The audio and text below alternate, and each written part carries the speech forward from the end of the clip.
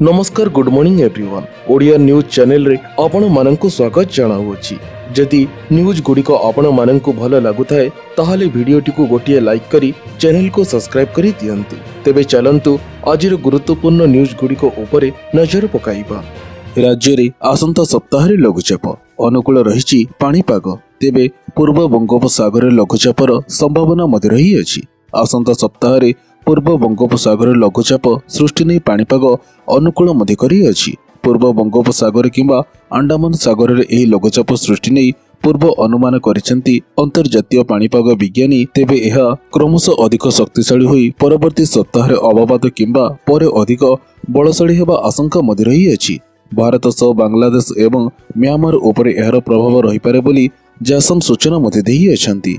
परवर्ती खबरटी है पिलांकर पाठपढ़ा केंद्र सरकार देवे 20,000 टंका। तेबे आजर यही खबरटी छात्र छात्री मानक पई अत्यंत गुरुत्वपूर्ण अटे। सेमानकर सूचना पई आमे समानकु कहिबाको चाहूची जे PM scholarship scheme online registration 2024 करिबा बेले सेमाने प्रतिवर्ष 20,000 आर्थिक सहायता मध्य पाइबे, जहा माध्यम सेमाने पाठपढ़ा जारी रखिबे एवं सेमानकर अध्ययन सहित जड़ित खर्च मध्य पूरण करि परिबे। एथिपे सेमानंकु कहा उपरे निर्भर करिबाको मध्य पड़िबो नाही। हेले एही PM scholarship scheme online registration 2014 र लाभ पाइबाको आमको किछि गुरुत्वपूर्ण जिनिस जानिबार आवश्यकता मध्य रही अछि। तेबे विशेष करी कॉलेज एवं विश्वविद्यालय रे पढुतबा छात्र छात्री मानक पई आजिर अपडेट। आपण निश्चित भाबरे जानिथिबे जे विश्वविद्यालय एवं कॉलेज गुडिकरे पढिबा समय छात्र छात्री मानक वार्षिक अनेक देय देबाको मध्य पड़िथाय, किंतु सरकार एही बळी व्यवस्था करिसेंती जे सेमाने सहजरे सेमानकर फीस ठीक समय रे देई मध्य पारिबे। तेबे एथिपई प्रधानमंत्री स्कॉलरशिप योजना आरंभ मध्य होई अछि। छात्र छात्री माने सेमानकर वार्षिक कॉलेज फी पई एही छात्रवृत्ति व्यवहार मध्य करि पारिबे। परवर्ती खबरटी हेला घर तयारी करिबाकू 1,20,000 टंका देउछंती सरकार। एमिति उठांतु एहार लाभ। तेबे जो मानकर निजस्व घर नाही किंबा पुराना भंगा घरे रहुछंती सेमानकु घर जोगाइबा पई सरकार ग्रामीण नया आवास योजना नामक एक कार्यक्रम आरंभ मध्य करि अछंती। यह सही लोकंग पई जो माने केंद्र सरकारंक प्रधानमंत्री आवास योजना रो घर पाई नाहंती। छत्तीसगढ़ सरकार प्रधानमंत्री आवास योजना परी छत्तीसगढ़ ग्रामीण नया आवास योजना आरंभ मध्य करि अछंती। एही कार्यक्रम रे छत्तीसगढ़ रो परिवार को नया घर जोगाई देबे सरकार, जो माने बहुत गरीब एवं ए पर्यंत स्थायी घर नाही। यह सही परिवार मानक पई जो माने पूर्वरु अन्य कोनोसी सरकारी आवास योजना रो सहायता पाई मध्य नाहंती। परवर्ती खबरटी हेला चासी मानकु मिलिबा टंका। एही चासी को सरकार देबे 25,000 टंका। तेबे देशर अर्थनीति रे 100% योगदान करूछंती देशर चासी। एणु सरकार चासींकर स्वार्थ को सबुबळे अग्राधिकार दे आसु मध्य अछंती। एही क्रम रे चासींक पई अनेक योजना कार्यकारी करा मध्य जाउ अछि। एही योजना रे चासींको अनेक लाभ मध्य मिलु अछि। केंद्रीय योजना गुड़िक माध्यम चाषी मानक अनेक लाभ देउ मध्य अछि। तेबे एही क्रम रे एबे चाषींक पई विभिन्न राज्य सरकार मध्य योजना मान कार्यकारी करू अछंती। एही सब योजना संपर्क रे चाषी माने जानिबा सह पंजीकृत हेबा निहाती जरूरी मध्य अटे। एही योजना अधीन रे चाषी मानक 25,000 टंका पर्यंत सहायता राशि प्रदान करा मध्य जाउ अछि।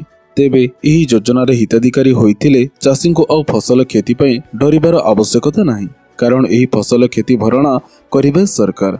परवर्ती खबरटी हेला एही सब डॉक्यूमेंट थिले जल्दी मिलिबा आपनकु 100 टंका। तेबे युव गोष्ठी को आत्मनिर्भरशील करिबाकू कैबिनेट गुरुत्वपूर्ण निष्पत्ति नैथिले राज्य सरकार। व्यवसाय करिबाकू इच्छुक थिबा युवक एहा द्वारा विशेष भाबरे लाभान्वित होई मध्य पारिबे। तेबे युव शक्ति को स्वतंत्र भाबरे युव उद्यम आख्या देबाकू स्वयं योजना आरंभ करूछंती सरकार। एही योजना माध्यम रे व्यवसाय करिबा तथा व्यवसाय संप्रसारण पई बेकारी युवक गोष्ठी को सुधमुक्त ऋण प्रदान करूछंती राज्य सरकार। तेबे एही योजना केते मानदंड मध्य रही अछि। ग्रामीण बा सहरांचल रे थिबा युव गोष्ठी या पूर्वरु कोनोसी स्थानरो ऋण न नैथिबार आवश्यकता मध्य रही अछि। तेबे ऋण नै परिशोध करिथिबा युव वर्ग एहार फायदा उठाई मध्य पारिबे। एथि पई युवक बा युवतींकर बयस सीमा मध्य रही अछि। 18 रु 35 वर्ष युवक बा युवती एही योजना रे शामिल मध्य होई पारिबे। स्वयं योजना रे व्यवसाय करिबाकू इच्छुक थबा युवक बा युवती को 1 लाख टंका पर्यंत ऋण प्रदान करा मध्य जीव। परवर्ती खबरटी हेला खाली एही लोक मानकु मिलिबो फ्री राशन। आसिला लिस्ट चेक करंतु आपनकर नाम अछि कि नाही।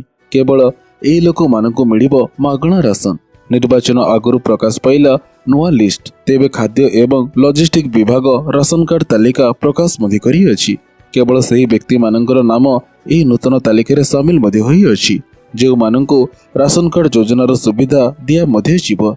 तेबे प्रत्येक थर अयोग्य नागरिकंकर नाम राशन कार्ड तालिकार कटा मध्य जाए एवं योग्य नागरिकंकर नाम जोड़ा जाइए। तेणु जदि आपण एक राशन कार्ड धारक तेबे एही नूतन तालिकार आपणकर नाम अछि कि नहीं जांच करबा जरूरी मध्य अटे। तेबे खाद्य विभाग द्वारा एहीपरि लोकमानंकु राशन कार्ड तालिकार जोड़ी दिया जाउछि जो माने गरीब एवं ए योजनार लाभ पाइबाकू योग्य अटंती। सेहिभଳି आर्थिक दृष्टिରୁ ସୁସ୍ଥ ଥିବା ଲୋକଙ୍କ ନାମକୁ ରାସନ କାର୍ଡ ତାଲିକାରୁ ହଟାଇ ଦିଆ ମଧ୍ୟ ଯାଉଅଛି। ଏହିପରି ହିତାଧିକାରୀ ନାଗରିକମାନେ ଶସ୍ୟ ଏବଂ ଅନ୍ୟାନ୍ୟ ଖାଦ୍ୟ ସାମଗ୍ରୀ ଯେପରିକି ଗହମ, ଚାଉଳ, ଚିନି, କିରୋସିନ ତେଲ, ସୋରିଷ ତେଲ, ମିଲେଟ୍ ଇତ୍ୟାଦି ସବସିଡି ହାରରେ ପ୍ରତି ମାସରେ ପାଇ ମଧ୍ୟ ଥାନ୍ତି। ପରବର୍ତ୍ତୀ ଖବରଟି ହେଲା ରାଜ୍ୟରେ ବିଭିନ୍ନ ସ୍ଥାନରେ ଇଭିଏମ୍ ତ୍ରୁଟି, ମତଦାନରେ ହେଲା ବିଳମ୍ବ। ତେବେ ଓଡ଼ିଶାରେ ଚାଲିଛି ପ୍ରଥମ ପର୍ଯ୍ୟାୟ ଭୋଟ। 4ଟି ଲୋକସଭା ଏବଂ 28ଟି ବିଧାନସଭା ଆସନ ପାଇଁ ଚାଲିଛି ମତଦାନ। ହେଲେ ନିର୍ବାଚନ ଆରମ୍ଭ ପୂର୍ବରୁ କିଛି ଇଭିଏମ୍ ତ୍ରୁଟି ଥିବା ଘଟଣା ସାମ୍ନାକୁ ଆସି ମଧ୍ୟ ଅଛି। ମାଲକାନଗିରି ପୌର ପରିଷଦର 54 ଏବଂ 55 ନମ୍ବର ବୁଥରେ ବିଗଡୁଥିବା ସ୍କୁଲରେ ଥିବା ଇଭିଏମ୍ ମେସିନ୍ ଅଚଳ ମଧ୍ୟ ହୋଇଅଛି। ତେବେ ଏହା ସହିତ 66 ନମ୍ବର ବୁଥ କମୁଟିଗୁଡା ସ୍କୁଲରେ ଥିବା ଇଭିଏମ୍ ମେସିନ୍ ମଧ୍ୟ ଅଚଳ ହୋଇଯାଇଅଛି, ଯାହା ଫଳରେ ମତଦାନରେ ବାଧାପ୍ରାପ୍ତ ମଧ୍ୟ ହୋଇଅଛି। ଶହ ଶହ ଭୋଟର ଧାଡିରେ ଠିଆ ମଧ୍ୟ ହୋଇଅଛନ୍ତି। ସେହିପରି ନୂଆପଡା 101 ନମ୍ବର ବୁଥରେ ଇଭିଏମ୍ ତ୍ରୁଟିର ମତଦାନରେ ବିଳମ୍ବ ମଧ୍ୟ ହୋଇଅଛି। ତେବେ ଖଡିଆଳ ଲୋହରାପାଲି 99 ବୁଥ ଏବଂ ପୋଡାପାଲିର 72 ନମ୍ବର ବୁଥରେ ମତଦାନରେ ବିଳମ୍ବ ମଧ୍ୟ ହୋଇଅଛି। ଜୟପୁରରେ 160 ନମ୍ବର ଏବଂ 114 ନମ୍ବର ବୁଥରେ ମତଦାନରେ ବିଳମ୍ବ ମଧ୍ୟ ହୋଇଅଛି। ବୋରିଗୁମାରେ 59 ଏବଂ 60 ନମ୍ବର ବୁଥରେ ଇଭିଏମ୍ ଅଚଳ ମଧ୍ୟ ହୋଇଅଛି। ପରବର୍ତ୍ତୀ ଖବରଟି ହେଲା ପ୍ରକାଶ ପାଇଲା ଦ୍ୱାଦଶ ରେଜଲ୍ଟ। ପୁଅଙ୍କ ଅପେକ୍ଷା ଝିଅ କଲେ ଅଧିକ କମାଲ। ତେବେ ପ୍ରକାଶ ପାଇଲା ସିବିଏସ୍ଇ ରେଜଲ୍ଟ। ସିବିଏସ୍ଇ ୱେବସାଇଟରେ ରେଜଲ୍ଟ ଉପଲବ୍ଧ ହୋଇଥିବା ବେଳେ ଛାତ୍ରଛାତ୍ରୀ ନିଜର ଫଳାଫଳ ଚେକ୍ ମଧ୍ୟ କରିପାରିବେ। cbse.nic.in ରେ ରେଜଲ୍ଟ ଉପଲବ୍ଧ ମଧ୍ୟ ରହିଅଛି। ତେବେ 87.98% ଛାତ୍ରଛାତ୍ରୀ ଦ୍ୱାଦଶ ପାସ୍ ମଧ୍ୟ କରିଅଛନ୍ତି। ଏଥର ଗତ ବର୍ଷ ଅପେକ୍ଷା 0.65% ପାସ୍ ହାର ବଢି ମଧ୍ୟ ଅଛି। 91% ଛାତ୍ରୀ ଦ୍ୱାଦଶ ପରୀକ୍ଷା ପାସ୍ ମଧ୍ୟ କରିଅଛନ୍ତି। ଖାଲି ସେତିକି ନୁହେଁ, ଛାତ୍ରଛାତ୍ରୀ ଚାହିଁଲେ CBSE 10 ଲେଖି 7738299899 ରେ ମିସ୍ କଲ୍ ଦେଇ ମଧ୍ୟ ନିଜ ନିଜର ରେଜଲ୍ଟ ପାଇ ମଧ୍ୟ ପାରିବେ। ତେବେ ଏଥର 91.52% ଝିଅ ପାସ୍ କରିଥିବା ବେଳେ 85.12% ପୁଅ ପାସ୍ ମଧ୍ୟ କରିଅଛନ୍ତି। ତେବେ ଏଥର ମୋଟ ପାସ୍ ହାର 87.98% ରହିଅଛି, ଯାହା ଗତ ବର୍ଷ ଅପେକ୍ଷା ଅଧିକ ମଧ୍ୟ ରହିଅଛି। ପରବର୍ତ୍ତୀ ଖବରଟି ହେଲା ଏଣିକି ୟୁପିଆଇ ପେମେଣ୍ଟରେ ପ୍ରତିଥର ପିନ୍ ପକାଇବାର ଟେନସନ୍ ନାହିଁ। ତେବେ ଆପଣ ପ୍ରତି ଛୋଟ ଛୋଟ ୟୁପିଆଇ ପେମେଣ୍ଟ ପାଇଁ ଅଧିକ ଥର ନିଜର ପିନ୍ ବ୍ୟବହାର କରି ଥକି ଯାଉଛନ୍ତି କି? ଯଦି ହଁ, ତେବେ ୟୁପିଆଇ ଲାଇଟ୍ ୱାଲେଟ୍ ଆପଣଙ୍କୁ ସାହାଯ୍ୟ ମଧ୍ୟ କରିପାରିବ। ଦେଶର ଅନେକ ୟୁପିଆଇ ଆପ୍ ଏହିପରି ସେବାମାନ ଦେଇଥାଏ। ଏହି ସମୟରେ ଆପଣ ପେଟିଏମ୍ ୟୁପିଆଇ ୱାଲେଟ୍ର ବ୍ୟବହାର ମଧ୍ୟ କରିପାରିବେ। ଏହାରି ମାଧ୍ୟମରେ ଆପଣ ୟୁପିଆଇ ଟ୍ରାଞ୍ଜାକ୍ସନକୁ ଖୁବ୍ ଶୀଘ୍ର ଏବଂ ସହଜରେ ପୁରା ମଧ୍ୟ କରିପାରିବେ। ପେଟିଏମ୍ର ସଞ୍ଚାଳନ କରୁଥିବା କମ୍ପାନୀ 197 କମ୍ୟୁନିକେସନ୍ ଲିମିଟେଡ୍ ସୋମବାର ଦିନ କହିଅଛି ଯେ ସେ ବର୍ତ୍ତମାନ ସେହି ୟୁଜର୍ସକୁ ସ୍ଥାନାନ୍ତରିତ କରିବା ପାଇଁ ୟୁପିଆଇ ଲାଇଟ୍ ୱାଲେଟ୍ ଉପରେ ଫୋକସ୍ ମଧ୍ୟ କରୁଅଛି, ଯେଉଁମାନେ ପ୍ରତିଦିନ ପେମେଣ୍ଟ ପାଇଁ କମ୍ ମୂଲ୍ୟରେ ୱାଲେଟ୍ ବ୍ୟବହାର କରିବାକୁ ପସନ୍ଦ ମଧ୍ୟ କରନ୍ତି। ତେବେ ପେଟିଏମ୍ ୟୁପିଆଇ ଲାଇଟ୍ ଏକ ଅନ୍ ଡିଭାଇସ୍ ୱାଲେଟ୍ ଭାବେ କାର୍ଯ୍ୟ କରୁଅଛି, ଯାହା ୟୁଜର୍ସ ମାନଙ୍କୁ ପେମେଣ୍ଟ କରିବାର ଅନୁମତି ମଧ୍ୟ ଦେଇଥାଏ। ଏହା ଶୀଘ୍ର ପେମେଣ୍ଟ ସୁବିଧା ପ୍ରଦାନ ମଧ୍ୟ କରିଥାଏ। ଏଥିରେ କୌଣସି ପିନ୍ର ଆବଶ୍ୟକତା ପଡ଼େ ମଧ୍ୟ ନାହିଁ ଏବଂ ଏହା କେବେ ହେଲେ ଫେଲ୍ ମଧ୍ୟ ହୋଇନଥାଏ।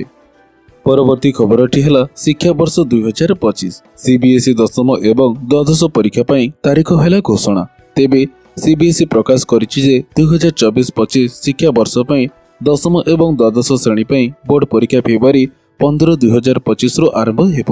ତେବେ ସିବିଏସ୍ଇର ପରୀକ୍ଷା ନିୟନ୍ତ୍ରକ ସାମ୍ୟାମ୍ ଭରଦ୍ୱାଜ କହିଛନ୍ତି ଯେ ଫେବୃଆରୀ 20, 2025ରେ ପରୀକ୍ଷା କରିବାକୁ ବୋର୍ଡ ନିଷ୍ପତ୍ତି ମଧ୍ୟ ନେଇଅଛି।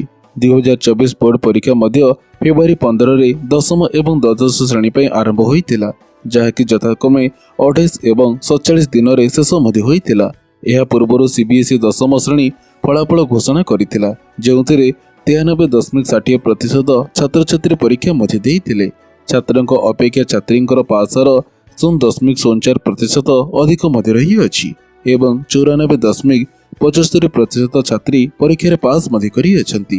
ତେବେ 47,000ରୁ ଅଧିକ ଛାତ୍ର 95%ରୁ ଅଧିକ ମାର୍କ ମଧ୍ୟ ରଖିଅଛନ୍ତି ଏବଂ 2.12 ଲକ୍ଷରୁ ଅଧିକ ଛାତ୍ର 90%ରୁ ଅଧିକ ମାର୍କ ରଖି ମଧ୍ୟ ଅଛନ୍ତି।